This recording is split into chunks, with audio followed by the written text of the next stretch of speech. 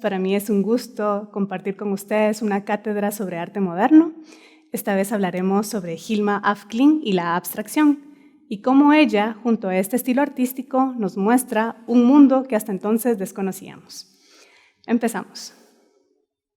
Bueno, los artistas que trabajaron la abstracción durante el siglo XX buscaban un nuevo lenguaje que plasmara todas estas verdades universales que se iban escondiendo a nuestros sentidos. ¿Y a qué me refiero con esto?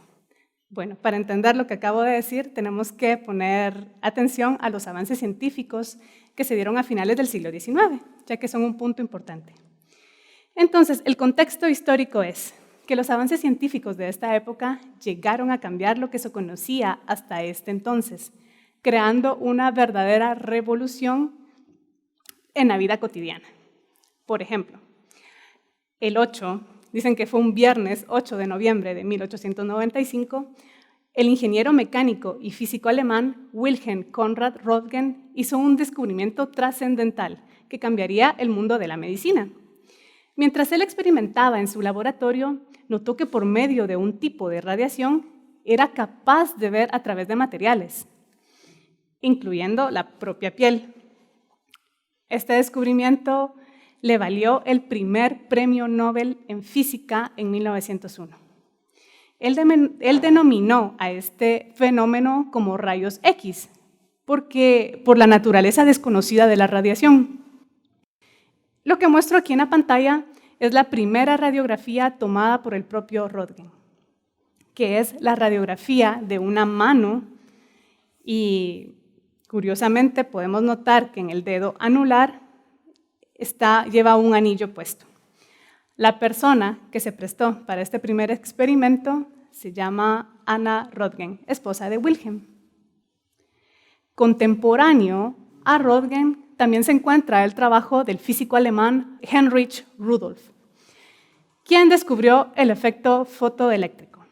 Gracias a este descubrimiento se hizo posible hacer detectores de movimiento, las fotocopiadoras, la transmisión de imágenes animadas, es decir, la televisión, y el cine hablado.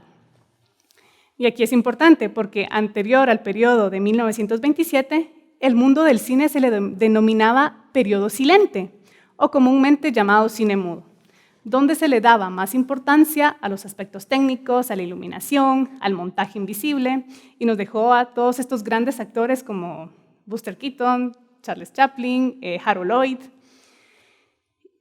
Pero todo esto se termina, esa era de oro del cine mudo se termina en 1927, con el estreno de la primera película sonora que se llama The Jazz Singer. Y esto fue casi un periodo de 10 años en que ganó tantos seguidores, tantos adeptos, las personas seguían pidiendo este tipo de cine, que el cine mudo prácticamente para 1937 había desaparecido. Estos avances suponían que entonces nosotros cohabitábamos con un mundo paralelo al nuestro, pero que este no era captado a nuestros sentidos. Vamos a retomar nuevamente el tema de arte, y los artistas abstractos sabían que la pintura tradicional de Occidente no servía mucho para las nuevas propuestas que ellos tenían, ya que la pintura hasta ese entonces trataba siempre de imitar la realidad. Esto lo hacía a través de los colores, a través de la perspectiva, a través del dibujo, mientras que ellos necesitaban profundizar aún más para crear imágenes que se escaparan de lo conocido a nuestros sentidos. Bueno, sin nada más que agregar, a continuación conoceremos la vida y la obra de Hilma af Klint, una pintora sueca que su biografía hasta hace unas décadas no estaba completa. Es decir, que las generaciones del siglo XX no llegaron a conocer el trabajo completo ni las circunstancias en las que se realizaron estos trabajos. Nosotros tenemos la dicha de conocer la historia completa.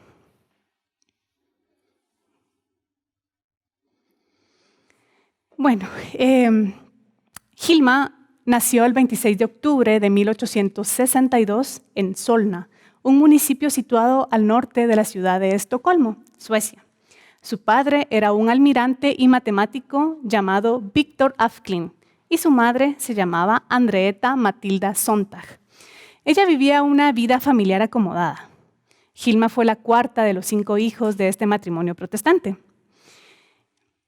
Y la pintura que vemos aquí es de un pintor sueco del siglo pasado y que representa su estudio en una de las calles principales de la ciudad de Solna. Hoy día esta famosa casa es una casa museo y también es un centro cultural. Y es un ejemplo para que ustedes se den una idea de la arquitectura de la ciudad y del arte que distinguía a la Suecia de la década de los 30 del siglo pasado.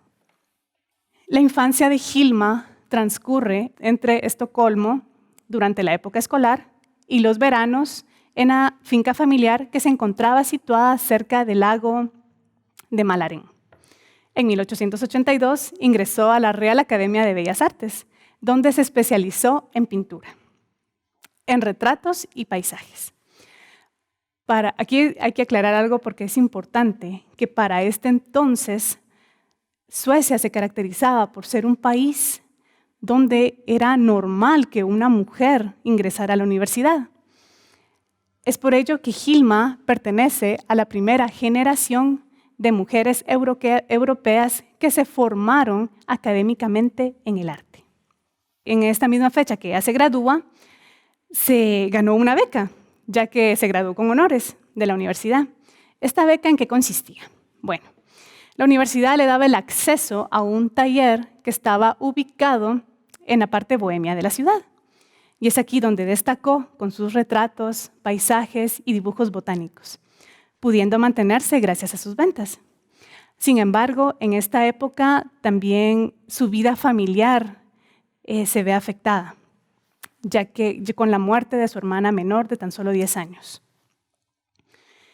En este periodo pertenecen estas obras que les muestro aquí, que hacen alusión a la vida en la finca, a la campiña, probablemente esa nostalgia de la niñez. Y aquí me disculpo también porque la resolución de las pinturas no es la mejor, no es la adecuada. Pero, por ejemplo, en este periodo, Hilma, de este periodo, es difícil encontrar fotos de buena calidad, en parte porque estas obras se encuentran en colecciones privadas.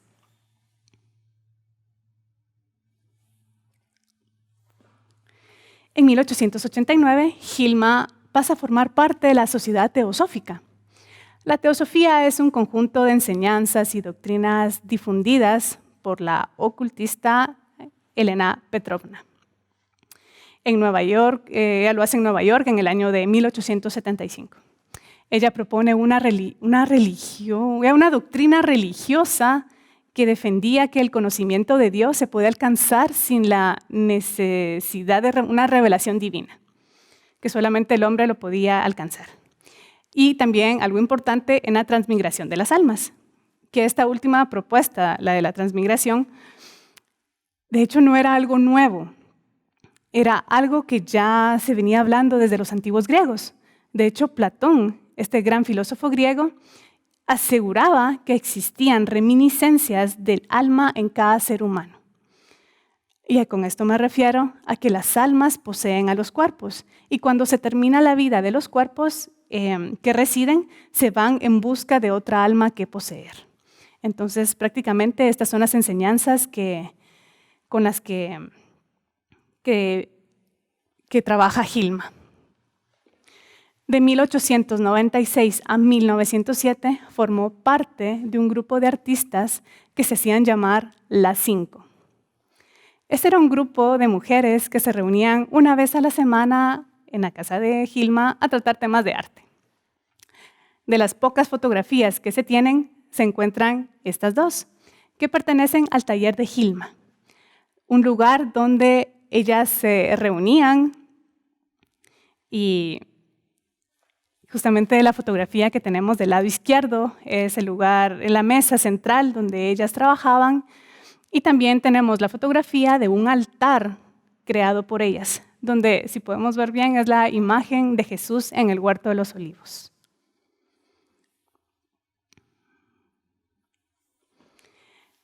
Para 1900, Hilma empezó a trabajar como dibujante en un instituto veterinario, muy cerca de donde vivía su madre que recién había enviudado. A partir de este momento, la información, la biografía oficial, no es tan clara, ya que la madre enviuda primero, luego se sabe que enferma de ceguera, y Hilma, como es soltera, queda al cuidado de ella. Lo que sí se sabe es que en 1914 realizó una exposición de su pintura con tema botánico, y esto se dio en la exposición del Báltico en Malmö. Hilma murió tras un accidente de tráfico, al parecer la arrolló un tranvía, el 21 de octubre de 1944. Ella tenía 81 años de edad. Ese mismo año fallecían también artistas como Munch, Mondrian y el mismo Kandinsky. Hilma nunca contrajo matrimonio y nunca tuvo hijos. Así que es el sobrino Erik Aftling quien hereda todas las obras de Hilma. Aunque, aquí viene algo, tiene una advertencia. El sobrino no podía abrir las cajas que contenían parte de su obra hasta 20 años después de su muerte. ¿Pero qué fue lo que encontró el sobrino que su tía se había esmerado tanto para que nadie más lo descubriera? Bueno, se encontraron más de 1000 obras entre pinturas de gran formato, dibujos y cientos de cuadernos donde ella iba explicando todo el proceso creativo. Lo interesante del caso es que estas obras no eran similares a lo que Hilma había trabajado en vida. Los familiares, al hacer este descubrimiento en 1970, ofrecen como regalo esta vasta obra inédita, o sea, nadie la había visto, se le ofrece al Museo de Arte Moderno de Estocolmo. Pero ellos lo rechazan. El tan esperado éxito llega hasta 1986, cuando se exhibe por primera vez parte de su obra en una exposición de Los Ángeles titulada De lo espiritual en el arte, pintura abstracta de 1890 a 1985. Entonces, aquí ustedes en su casa bien se pueden preguntar, ¿cuáles son esos detalles que nos faltan de su biografía? Ya que no coincide lo que se conocía de ella, las obras que le hicieron famosas, con lo que contenía en la caja. Y es aquí donde se descubre que Hilma le interesaba mucho el tema del ocultismo. Este interés va a crecer con la muerte de su hermana menor. También se llega a saber que cuando formaba parte del grupo de las 5, ellas no solamente se reunían a hablar de arte, ya que también celebraban sesiones espiritistas, en las que suponían establecer contactos con espíritus y líderes espirituales a través de una medium. ¿Y quién era la medium? Era Hilma. Durante estas sesiones, ella recibe mensajes de espíritus superiores que se expresaban principalmente a través de escritos y dibujos automáticos. Aquí en pantalla pueden ver ejemplo de lo que les digo. ¿Recuerdan que cuando hablamos de su vida, habían fechas en las que realmente no se sabía qué había pasado, qué había hecho de ella, porque no había ningún documento? Bueno, pues ahora se sabe que en 1901 inicia a pintar por instrucciones de espíritus llamados los altos. Para 1904, ella recibió instrucciones de crear las pinturas para el templo, obras que realiza de 1906 a 1915. Después, en 1915, no se sabe por qué, pero ella deja de recibir instrucciones, deja de recibir la orientación por parte de estos entes espirituales. Y en esta serie que vemos en pantalla, que se llama Religiones del Mundo, vemos una obsesión por un tema que será constante en la obra de Hilma, la dualidad. Y esto como único método para alcanzar la unidad del todo. De hecho, la primera, si leemos bien, dice Mohammed y la segunda dice Buda. Ella se está refiriendo a las religiones de todo el mundo. Entonces, cuando se conoce la biografía completa de Hilma, esto nos recuerda un poco a lo que vimos al inicio, a todos los avances tecnológicos de principios del siglo XX, que nos mostraban esa existencia de un mundo que era imperceptible a nuestros sentidos. Hilma hizo lo mismo con su propia vida. Llevó una vida paralela, oculta a los ojos de sus familiares y algunos amigos de familiares de algunos amigos, porque algunos otros sí sabían lo que ella hacía. Y aquí sí me gustaría hacer una reflexión, porque me llama la atención algo. Este acto de guardar, ocultar e inclusive proteger, creo que es la palabra más correcta, su obra abstracta del público de su época. Entonces, al conocer todo esto, a mí me surgen las preguntas. ¿Por qué pensaba Hilma que sus obras no iban a ser bien recibidas? ¿Será que la abstracción fue un movimiento que no estaba bien visto? ¿O fue porque ella no tenía los contactos suficientes para dar a conocer su obra? O también existe una posibilidad que por inspirarse en temas esotéricos, las personas no la tratarían como una artista seria. A mí me fascina dividir todo en partes, entonces ahorita a continuación trataremos de indagar en estos 3 temas. El primero sería Hilma y la abstracción. Pero aquí tenemos también que irnos un poco a mediados del siglo XIX para ver qué es lo que pensaban las personas en ese entonces, ya que a mediados del siglo XIX, el pintor Gustave Courbet dio una definición muy rigurosa acerca de la pintura. Él decía, no puede consistir más que en la representación de las cosas reales y existentes. Un objeto abstracto, no visible ni existente, no pertenece al campo de la pintura. De esta definición que hace Courbet, podemos observar 2 cosas. La primera es que ya desde mediados del siglo XIX ya se venía originando una idea que daría frutos en las primeras décadas del siglo XX. Segundo, estas palabras de Courbet tienen sentido cuando revisamos la tradición artística de Occidente y nos damos cuenta de que la pintura es exclusivamente figurativa. Por figurativo me voy a referir denomino así a todas estas pinturas que representan las figuras reales, concretas, que nosotros podemos adivinar qué es solamente con verlas. Adivinar no, nosotros sabemos qué es solo con verlas. Pero también es interesante que un contemporáneo a Courbet, que es Flaubert, él dice, la belleza se convertirá quizás en un sentimiento inútil para la humanidad y el arte será algo que se situará a mitad del camino entre el álgebra y la música. Aquí Flaubert es un visionario, ya que intuye de cierta forma cómo será el arte de las futuras generaciones. Un arte que se producirá según unas leyes paralelas a la naturaleza, pero que no se limitará por imitarla. Durante la primera década del siglo XX, varios artistas comienzan a desarrollar ya una pintura que paulatinamente se iría acercando a la abstracción. Porque recordemos que esto no fue algo de la noche a la mañana que se ha despertado Kandinsky, ¡fum!, ahora soy abstracto. No. Esto es todo un proceso. Artistas que se encontraban en esta búsqueda, ¿quiénes eran? Bueno, era un grupo conformado por Kandinsky, Kupka, Mondrian, Malevich, pero es Kandinsky quien logra demostrar que, finalizando la primera década del siglo XX, él ya había realizado el primer cuadro abstracto. El cuadro en cuestión del que estamos hablando es el que tenemos aquí en la presentación, que es una acuarela.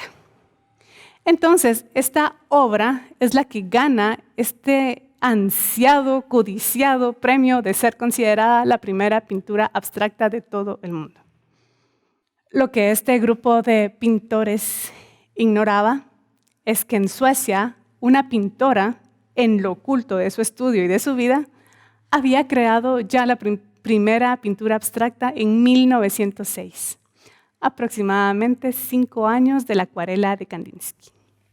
Bueno, lo interesante de Hilma y Kandinsky es que los dos, sin saber la existencia de uno o del otro, emprenden un mismo camino de reflexión.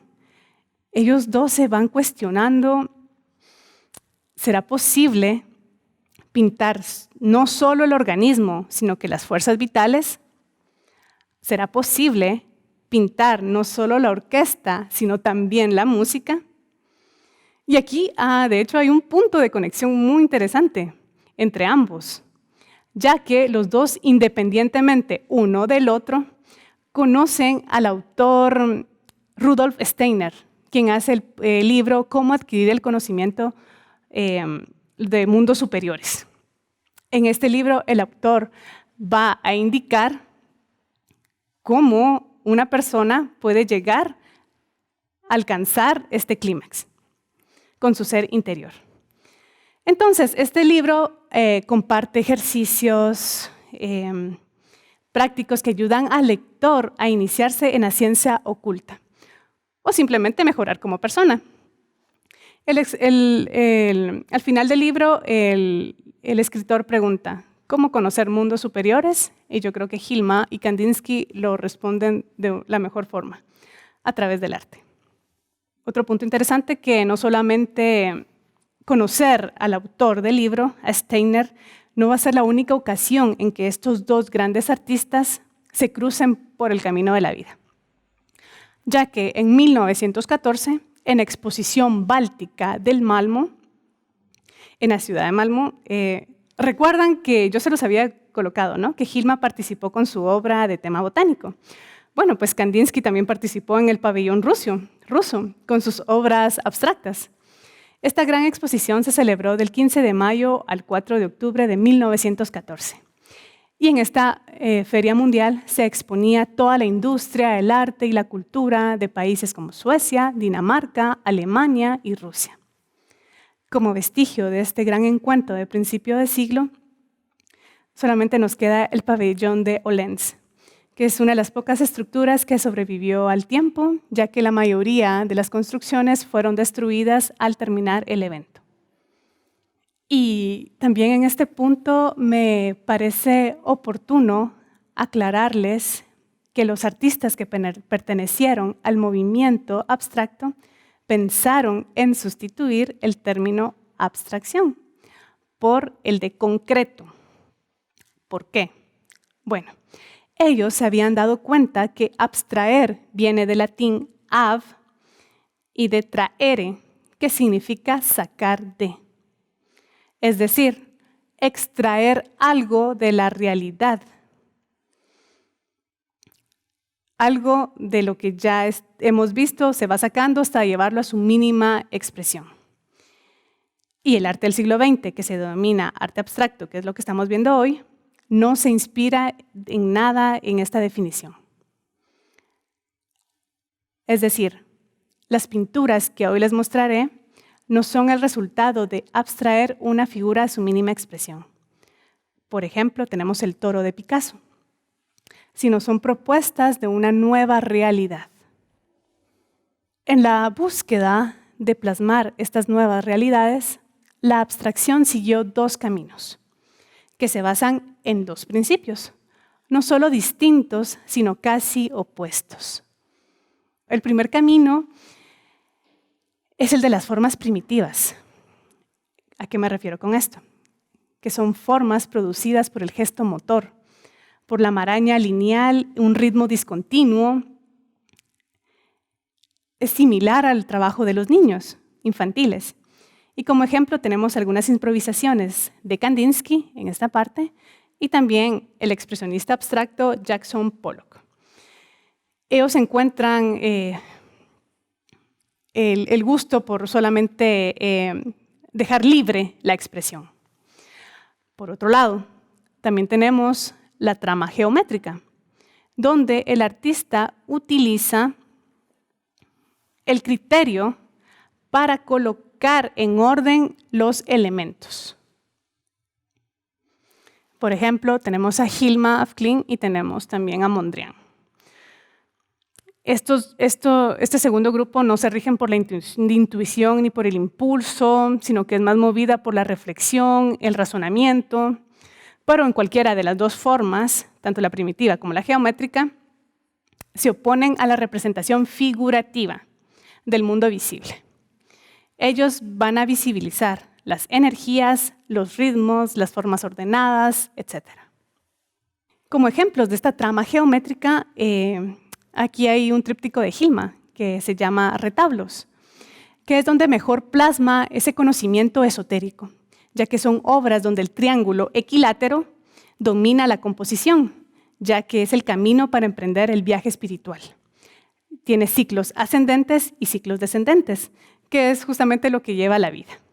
Entonces, para concluir este primer tema, me gustaría aclarar algo muy importante, y tal vez lo están pensando ya ustedes en su casa. Que Hilma haya realizado cronológicamente el primer cuadro abstracto, esto no quiere decir que la obra de Kandinsky se demerite, porque las obras de Hilma poseen un valor en ellas mismas, que no se basa en anticiparse a Kandinsky, a Mondrian o Malevich. Otro aspecto que es muy importante es que gracias a las anotaciones tan ordenadas de los diarios de Hilma y los libros publicados por Kandinsky, se reconoce todo un trabajo de investigación previo a producir las obras. El arte abstracto no es producto del arte por el arte, ni mucho menos es un resultado de hacer unas manchas aquí y unas líneas allá. No. Atrás de cada obra abstracta se encuentra una fuerte carga conceptual. Así que el arte abstracto tiene la misma importancia y el mismo trabajo que el arte figurativo. También en este punto me gustaría que reflexionáramos en el hecho de que todo el arte es contemporáneo. Las nuevas ideas artísticas a veces son difíciles que el público logre asimilarlas. Yo no sé, tal vez a ustedes les ha sucedido que van a un Juanio o a una Bienal y queden un poco asustados, pero no tengan pena, en toda la historia del arte ha sucedido. Y la lucha de cambiar el mundo del arte por parte de los artistas de vanguardia del siglo XX fue fuerte. No fue nada fácil. Por eso llama la atención que al menos Hilma sí conocía el trabajo abstracto de Kandinsky, porque si recordamos, ellos mismos compartieron en una feria internacional. Y yo estoy segura que al menos una vez fue Hilma a conocer el pabellón ruso.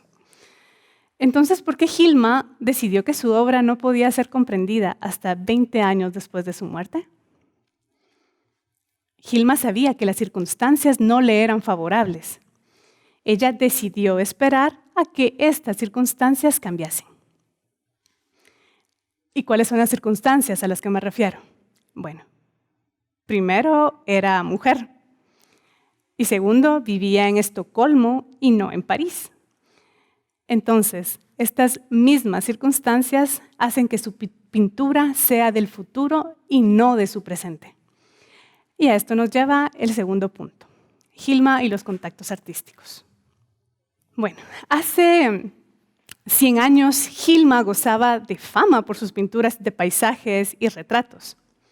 100 años después, aún no logra el reconocimiento por parte de la historia del arte con su obra abstracta. Y aquí no debemos olvidar que detrás del éxito o la consagración de los artistas se encuentran, ¿qué personajes? Agentes, críticos de arte, el gusto de la época, el mercado, ya que es fundamental los contactos al momento de hablar de reconocimiento artístico. Pero a finales del siglo XIX y principios del siglo XX, París se convirtió en el punto de encuentro de grandes artistas. Todo el mundo, aquellos jóvenes bohemios que eran los artistas emergentes, como también los artistas ya consagrados, se trasladaron a la ciudad de la luz. Obviamente estos artistas no querían quedar fuera de los cafés, de los cabarets, querían formar parte de todos estos círculos sociales, ya que esto sería la puerta para llegar al éxito comercializando sus obras. Y bueno, no es de extrañar que cuando un artista inicia su carrera, siempre anda en búsqueda del apoyo de otros artistas ya consagrados para lograr entrar a estos círculos tan codiciados. ¿Y quién era el artista consagrado con más popularidad de aquella época? Pablo Ruiz Picasso. Siendo así que artistas como Joan Miró y Salvador Dalí, lo primero que hacen al llegar a París es buscar a su compatriota. Esta popularidad de Picasso incluso nos ayuda a entender las vanguardias. Y ojo, que esto no lo digo yo, lo dice el MoMA de Nueva York, ya que en el 2012 inaugura la exposición Inventing Abstraction, How a Radical Idea Changed Modern Art. Esta exhibición iniciaba con un diagrama que presentaba a más de un centenar de nombres de artistas, que su trabajo era de 1910 a 1925 y el trabajo tenía que ser abstracto. Lo interesante de este diagrama es que las líneas que los unía indicaban los contactos que tuvieran entre ellos. Los artistas que lograban tener más de 24 contactos son los que destacan con el color rojo o naranja que vemos aquí. A continuación les mostraré un video. A primary thesis of the show is that abstraction is about relationships. It's the product of a whole vast group of people pushing each other to ever more radical positions. It's as big a rewriting of the rules of cultural production as we've seen since the Renaissance. When we began thinking about how to map the relationships, we put all their names into an Excel spreadsheet. And then we asked ourselves, does so-and-so know so-and-so? Does Mondrian know Kandinsky? I was confronted with the massive paper representation of this matrix of these 100 artists from almost a century ago. And, from my point of view, this is a gold mine. It's kind of like the distilled essence of innovation. So, first of all, we graphed it. We were given this chart that's based on the Columbia University software. Our role as graphic designer is to help find an appropriate form for the concepts and visualize the concept. We went through probably about 10 different variations. First of all, I tried to see what would happen if the chart became more organic. So what if the lines weren't straight? What if they were curvy? And then what if the map was sitting in a dark background versus a light background? We also play with the nodes and the different line weights. Bigger nodes are the ones that have the biggest connections. And you can see that over here, we kept that relationship. A big structural predictor of creativity is being on the path between others, essentially the crossroads of ideas. The key touchstone for this exhibition was a show that was done in MoMA in 1936 by MoMA's first director, Alfred Barr Jr. Did a very famous diagrammatic chart about the origins of abstraction. The Alfred Barr chart was our basic source of inspiration. The colors and the typeface. But what would a chart look like at this moment in time? We thought immediately of social networks. The idea of a social network is not something new. It's something that existed, but existed in a completely different way. It existed in coffee shops and in road trips. Francis Picabia took a trip to pick up his fiancée, and he gets into his car with Guillaume Apollinaire, a poet, and Claude Debussy, a composer. They rumble along with too much to drink, and along the way, they invent abstraction. Of course, they all tell you that they invented abstraction. The Artist Network chart is about 16 feet tall and about 25 feet wide. You will feel like you're part of this network.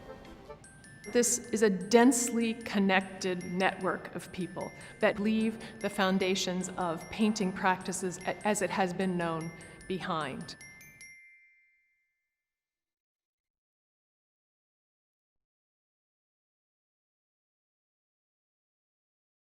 El diagrama presentado en el 2012 en el MoMA nos recuerda este diagrama presentado por Alfred Barr en 1936. Alfred era un joven historiador del arte que en 1929 fue el primer director del Museo de Arte Moderno en Nueva York. En 1936 realizó la exhibición Cubismo y Arte Abstracto, lugar donde presentó este famoso diagrama, donde él intentaba explicar la evolución del primer arte moderno. El diagrama presentado, de hecho, gustó mucho en la época. En aquella época fue muy aceptado, ya que era una propuesta novedosa, era más conceptual, más abstracto, que el tradicional árbol genealógico que siempre se había presentado desde el siglo XV, que es este. Y que este es de Miguel de Covarrubias, que presentó en el año de 1933. Entonces, teniendo un árbol como esto ya les parecía como aburrido, y se dan cuenta aquí Cézanne, Seurat, Van Gogh y Gauguin son esas ramas fuertes para todas las vanguardias. En cambio, lo que hace Barr es mucho más interesante, cómo se va haciendo esta dinámica entre los artistas del siglo XX.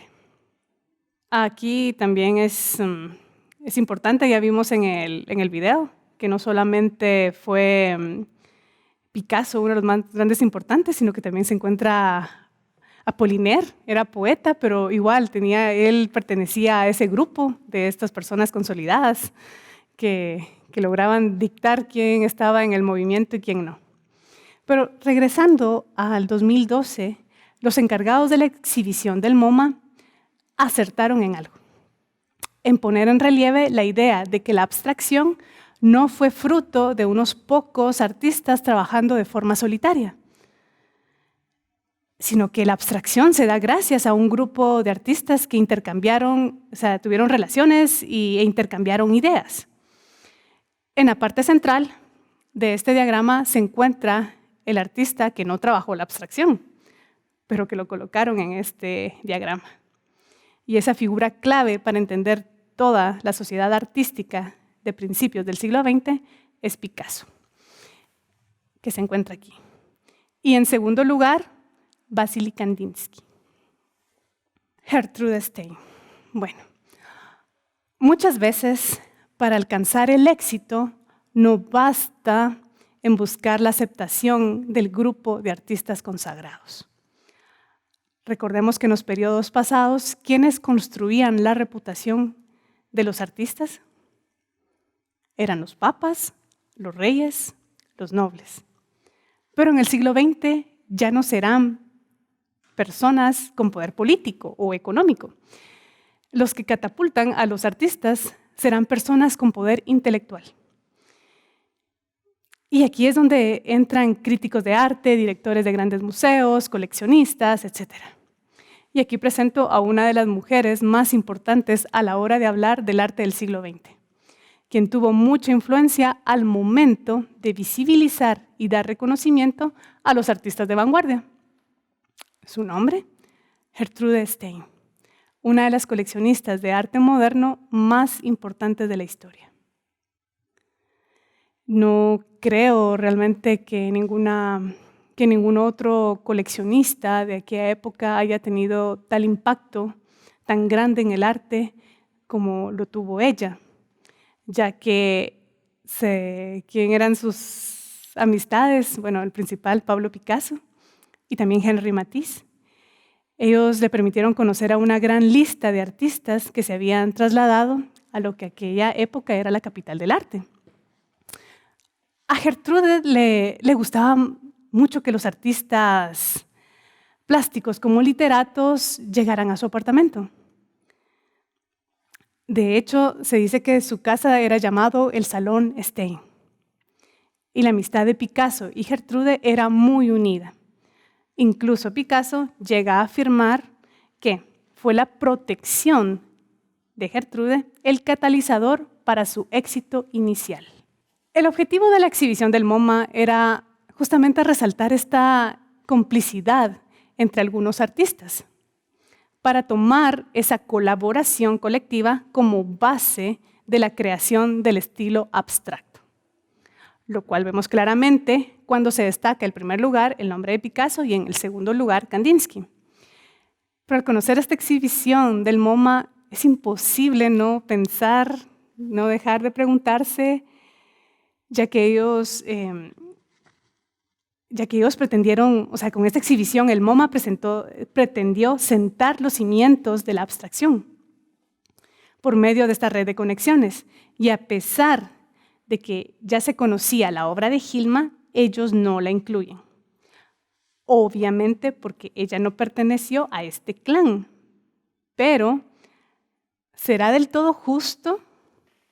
Y bueno, según la doctora en Historia del Arte, Nuria Paist, en el libro El éxito en el arte moderno, ella nos indica: para que el artista de la modernidad consiga la consagración, es necesario que dicho artista haya formado parte del núcleo artístico inicial en la primera fase de reconocimiento, es decir, que haya tenido suficiente visibilidad en esa red de relaciones, formadas por artistas, marchantes, críticos, coleccionistas, etc. Al conocer la fama de Hilma, es difícil creer que ella no haya alcanzado estos contactos suficientes para lograr un espacio más relevante, por así decirlo, dentro de la historia del arte. Pero aquí hay otro detalle. Si analizamos su vida, podemos deducir que su posición socioeconómica le ayudaba para dedicarse al arte, que ser mujer no fue un impedimento para que ella estudiara, que fuera una pintora reconocida. Tampoco se casó, entonces no tuvo ese tipo de responsabilidades. Pero el hecho de que no se casara también hizo de que ella fuera quien se quedara a cargo de su madre. Entonces sí tenía una responsabilidad de quedarse en Estocolmo y no viajar a París. Y a esto, hay una anécdota también que es importante incluir en este aspecto, que es que, ¿se recuerdan del autor del libro Cómo conocer los mundos superiores, Rudolf Steiner? Bueno, ella tiene una relación con él, relación en sentido de una amistad, se hablan, y ella lo invita a su taller a que vea sus obras, la obra que nadie más conocía. Pero dicen de que Steiner no le impresionó y fue muy crítico también con su actividad como medium. No la trató bien. Entonces podemos terminar diciendo que en efecto, todos los grandes artistas del siglo XX que alcanzaron un lugar dentro de los libros de la historia del arte, sin duda alguna tuvieron el apoyo de agentes, instituciones, que sin los cuales es muy probable que hoy estuviesen esperando ese tan anhelado reconocimiento, como lo está haciendo Hilma.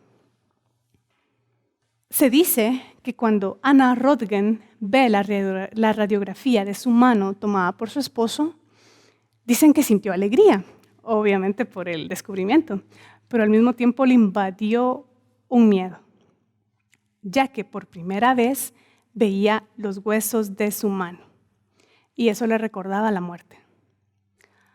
A Hilma también le preocupaba este tema, ya que al ver morir a su hermana menor de tan solo 10 años, eso le hizo reflexionar acerca de la esencia del ser, el sentido de la vida y la existencia del más allá. Y a esto se le suma otro avance tecnológico. Es que eso es lo interesante del siglo XX. Hubieron tantos cambios en la industria, en las investigaciones, de que realmente logran cambiar la sociedad. ¿Qué fue este otro descubrimiento? Bueno, un señor en Suecia llamado Lars Magnus Ericsson tenía una compañía telefónica. Y para finales del siglo XIX, Estocolmo tenía la mayoría de teléfonos de todo el mundo, Entonces ahora imaginemos la sorpresa de aquellas personas, de aquella sociedad, en las que todo era una novedad. Entonces, esa novedad de poder hablar con alguien que no se encontraba físicamente presente, y si esto era posible, ¿no podrían también hablar con las personas del más allá? Miren cómo ha llegado la tecnología, que inclusive nosotros aquí, yo estoy en la universidad, ustedes están en su casa y me están viendo en vivo. Entonces, para nosotros esto ya no es una novedad, pero para las personas de principios del siglo sí lo era. Cuando conocí la obra de Hilma desde el punto de vista esotérico, realmente no le presté mucha atención, ya que creí que lo verdaderamente importante no eran las causas que habían llevado a Hilma a la abstracción. Y que realmente que ella haya trabajado por ser de ser medium, eso podía bien pasar como una anécdota. Pero en eso recordé esta cita del libro El origen de la obra de Martin Heidegger. Y caí en cuenta que justamente lo que Hilma nos muestra, ese mundo espiritual, de un modo, ella nos muestra el mundo espiritual de un modo que nosotros no conocíamos. Me di cuenta que Hilma nos habla de la invisibilidad desde su propia invisibilidad y nos cuenta historias del macro y del microcosmos. Entonces, concluí que sí, el origen es fundamental para la comprensión de las obras. Entonces, debemos comprender el porqué de las sesiones espiritistas para apreciar del todo sus cuadros. Lo que muestro en esta diapositiva son 4 catálogos de 4 exhibiciones cuyo tema principal era la espiritualidad alternativa y cómo ha influido esta dentro de la historia del arte moderno. Entonces, sorpresa, aquí podemos comenzar a darnos cuenta que tal vez Hilma no era la única artista dentro de la historia del arte que se apoyara del ocultismo para desarrollar su obra, ya que todos los artistas que conforman estas exhibiciones eran teosofistas, ocultistas, otros trabajaban como mediums, eran espiritualistas. Entonces aquí vemos una constante. ¿Por qué el esoterismo y la espiritualidad alternativa han gustado tanto en los artistas del siglo XIX y XX? Y si pueden ver bien las fechas, que es lo que me parece más interesante, tenemos la primera, que es de 1986, que es aquí el gran boom donde Hilma logra el primer gran éxito. Luego tenemos una en 1995, luego una en el 2008 y la última en el 2011. Entonces sí ha sido un tema que ha intrigado a los historiadores del arte, coleccionistas, museos, en conocer también el origen de las obras, ese origen oculto. Entonces, aquí, según el profesor Marco Pasi de la Universidad de Ámsterdam, él dice que existen 4 vías principales que se han encontrado en que el esoterismo se expresa en el arte moderno y contemporáneo. El primer punto es la representación de los símbolos esotéricos o imágenes asociadas con el esoterismo y el ocultismo. Podríamos decir que este nivel se caracteriza por ser el más explícito del lenguaje visual. Por ejemplo, esta obra del contemporáneo de Hilma, el pintor John William Waterhouse, pero que de él no hay pruebas ni documentos que se le asocien al ocultismo o al esoterismo. Pero por lo mismo llama la atención esta pintura titulada El Círculo Mágico, en lo que se puede observar que tenemos a un personaje femenino haciendo pociones a mitad de la noche, o tal vez una madrugada. Tiene una hoz en una mano, mientras en la otra está haciendo un círculo de fuego. A esta mujer también la acompañan algunos animales y objetos, entre ellos los cráneos, cuervos y sapos. Aquí hay un sapito. Que recordemos que por tradición, este tipo de animal se asocian a las fuerzas ocultas, a lo oculto, a las fuerzas oscuras, a lo oculto.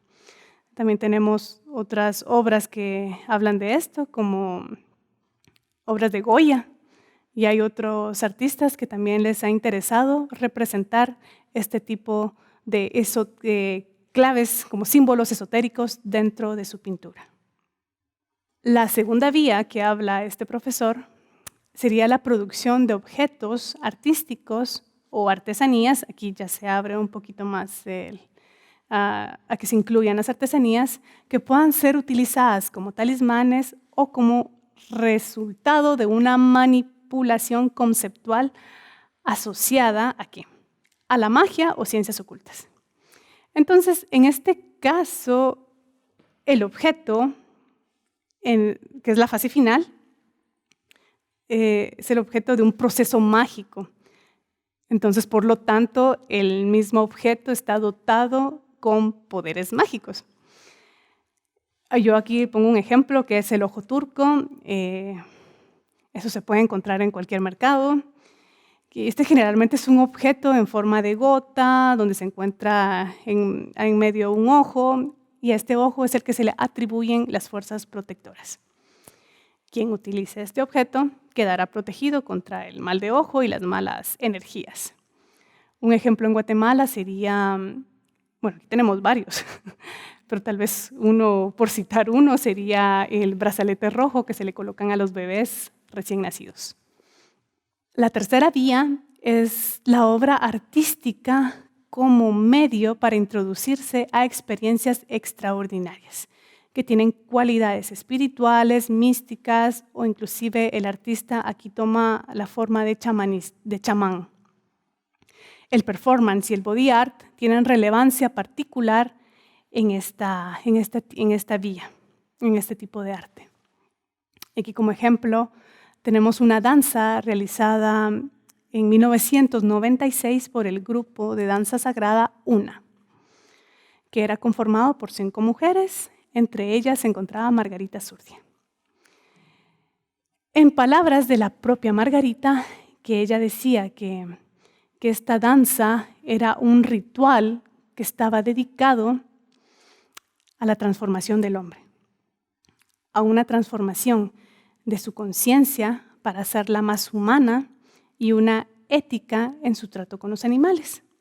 Y eso era 1960, calculen qué pensaría ahora Margarita. Ella también decía, con nuestros movimientos corporales invocamos a todas las energías invisibles en una transformación de amor. Entonces yo creo que ese es un muy buen ejemplo que podemos tomar de un artista tomando la forma como de chamán. Por último, tenemos la percepción artística como resultado de la inspiración directa o la comunicación desde entidades espirituales o como resultado de una experiencia visionaria o mística. Para esta presentación solamente nos centraremos en esta categoría, porque si no sería el nunca acabar, viendo cómo se ha visto el ocultismo a través de la historia del arte. Pero es aquí donde justamente podemos situar a Hilma, ya que algo interesante de su obra es de que ella negaba la autoría de su obra abstracta, pues afirmaba que ella lo hacía porque era guiada por unos entes superiores. Pero, como siempre les digo, aquí nos tenemos que situar en el contexto. Como hemos visto, el espiritismo era algo común a finales del siglo XIX. Y a pesar de que Suecia ya era una sociedad avanzada donde las mujeres ya podían hablar de arte, ya podían, estudiar arte, formarse académicamente, a la mujer la mujer solamente tenía permitido como copiar. La mujer era considerada una persona que podía formarse, pero solamente podía repetir fórmulas. Entonces se dudaba en que podía la mujer crear nuevos contenidos. Es decir, Hilma no podía llevar la abstracción, la pintura abstracta, la pintura ella no la podía llevar a la abstracción. Ojo, pero sí la podía hacer un espíritu.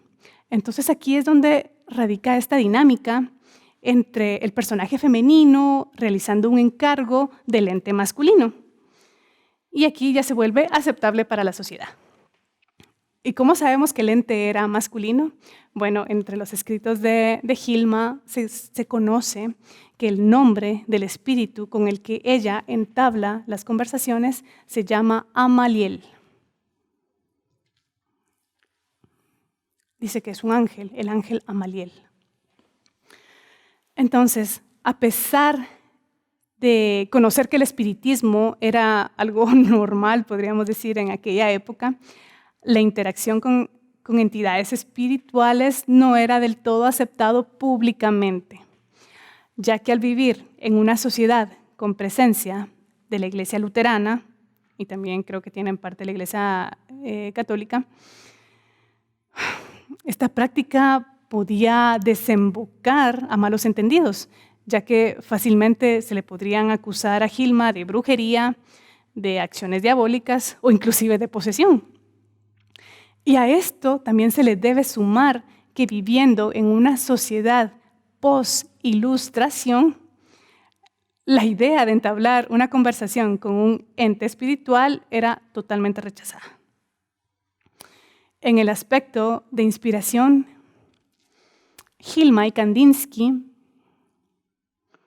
ellos sí toman rumbos diferentes, ya que para Hilma, el haber tenido experiencias completamente subjetivas, porque eso es lo que se logra, son experiencias subjetivas con espíritu, esto nos indica que hubo implicación más profunda a nivel emocional. ¿Con qué me refiero a esto?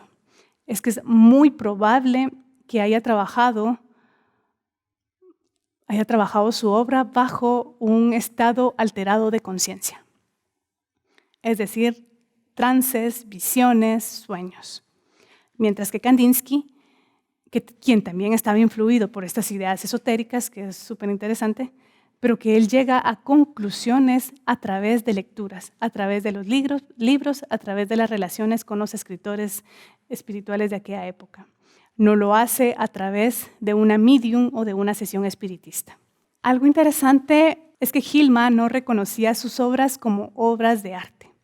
Y justo antes de su muerte, quemó la mayoría de sus fotografías y cartas personales, ya que con esto, con este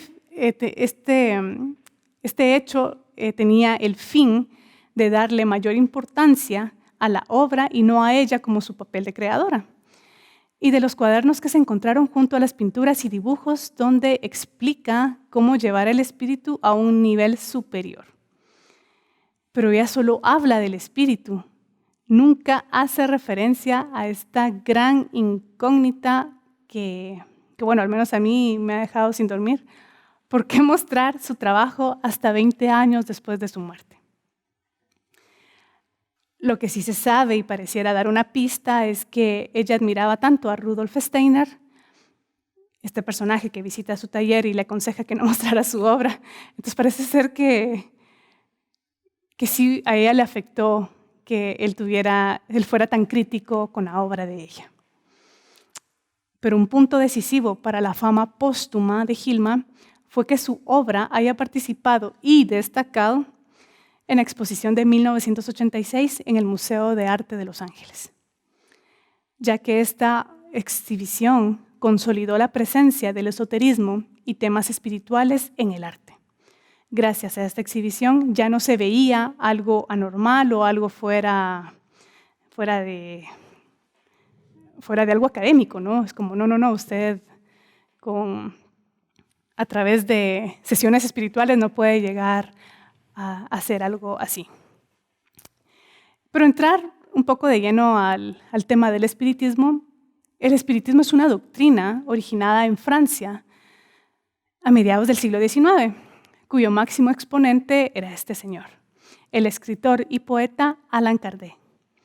Esta doctrina establece como principio la inmortalidad del alma y la relación de los espíritus con los hombres y la enseñanza de estos seres incorpóreos a través de los mediums. Así que los mediums pasan a formar personas importantes dentro de la sociedad. Entonces, el trabajo de las mediums se vuelve algo importante. ¿Por qué? Porque es el puente que conecta el mundo espiritual con el mundo terrenal. Estas son las personas, no cualquiera puede ser un medium, ya que las personas que hacen este trabajo son personas dotadas con facultades paranormales de percepción extrasensorial, a la que se le facilita ser mediador en la comunicación de los hombres y los espíritus. Pero antes de Hilma ya existía un artista que en 1861 inició con esto de las sesiones espiritistas. No que inició, sino que es la primera que se sabe que ya hacía sesiones espiritistas. Es probablemente que dentro de la historia del arte, si supiéramos todo esto, llevaríamos muchas sorpresas. Es la pintora Georgiana Houghton, quien se involucra en este mundo para que los espíritus le ayudasen a contactar el espíritu de sus hermanos fallecidos. Eran dos, la hermana y el hermano. Dicen de que estos hermanos los hermanos de ella tenían habilidades para el dibujo y la pintura, entonces eso lleva a Georgiana a entablar una conversación con ellos. Pero no tiene suerte, ya que no logra contactarlos. Al que logra contactar es a Henry Lenny. Henry Lenny, dice ella. Él se presenta como un espíritu de un pintor que en vida había sido ciego y sordo. En sus memorias llama mucho la atención cuando habla. Inmediatamente tomó el control de mi mano, que estaba quieta sobre el tablero espiritista, y trazó varias curvas y líneas. Después sentí el impulso de sustituir el lápiz negro por uno azul, con el que dibujó sobre el mismo trozo de papel, y se me concedió el permiso para hacer lo mismo cada tarde con el objetivo de dibujar. ¿Y qué fue lo que dibujó? Bueno, Georgiana, 40 años antes que el trabajo de Hilma, para la década de 1850 era ya toda una medium profesional. Y en 1871 hace una exhibición de 155 pinturas dictadas por los espíritus. Además, publicó un catálogo donde ella describe el proceso y significado de cada obra. Esta exposición la deja en ruinas, ya que no fue nada aceptada por el público ni por los críticos de arte. De hecho, en la actualidad tampoco tiene un reconocimiento. Lo que llama la atención tanto de Hilma como de Georgiana es que ambas llegan a ser mediums porque sienten la necesidad de comunicarse con un familiar muerto. Esa es la similitud. ¿Cuál es la diferencia? Georgiana sí quiso mostrar al mundo su obra. En cambio, Hilma la guardó. Ejemplos, de hecho, hay bastantes del ocultismo. Y, bueno, ¿qué sacamos de todo esto que hemos visto?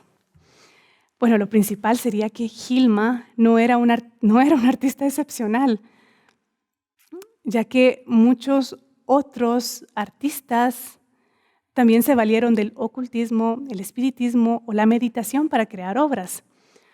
Por nombrar algunos, podríamos decir el poeta Fernando Pessoa y nuestro gran referente en pop art, Margarita Zurdia,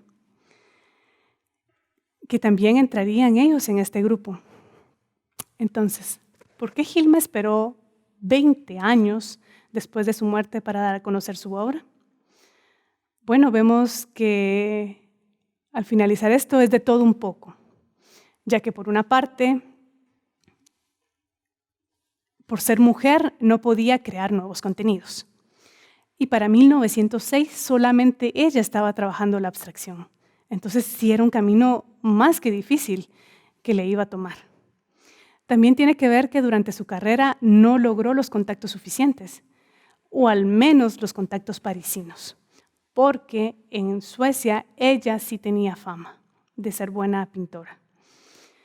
También vemos que es el ocultismo, a pesar de ser una actividad común, aún así no era bien visto dentro de la sociedad cuando se hablaba públicamente. Era algo que se hacía en oculto, pero no en lo público. Y creo que ella fue una mujer muy inteligente.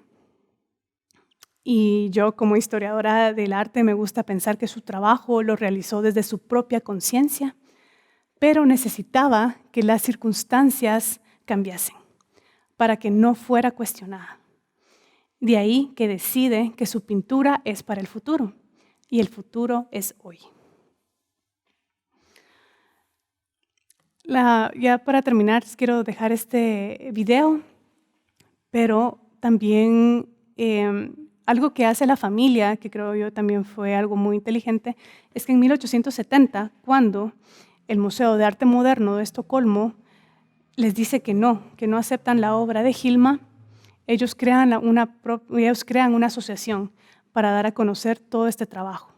Y es gracias a esta asociación es de que el trabajo de Hilma ha ido viajando por todos los museos del mundo. Este año se iba a inaugurar una película, al final no sé si se logró en Suecia. También iban a sacar un libro, que yo de hecho todavía estoy en espera, me dijeron en febrero, pero yo creo que por todo esto de pandemia se atrasó todo. Y solamente tenemos un tráiler de la película. Entonces, si sé de algo que salga, yo me comunico al departamento para que les avisen. She was well educated, she had a mind of her own, and she painted like nobody else. In order to tell the history of abstraction now, you have to rewrite it. Because basically, all the people who said, it happened in this year, well, no, it didn't. Plötzlich, wie aus dem Nichts, taucht diese Frau auf, die hat vor Kandinsky abstrakt gemalt, völlig unabhängig, hat dieses riesige Œuvre geschaffen. Hilma af Klint, dadurch, dass sie so früh war, eine Art der Erschütterung in die Kunstgeschichte bringt, die dazu führt, dass manche sagen, dann lassen wir sie lieber ganz draußen.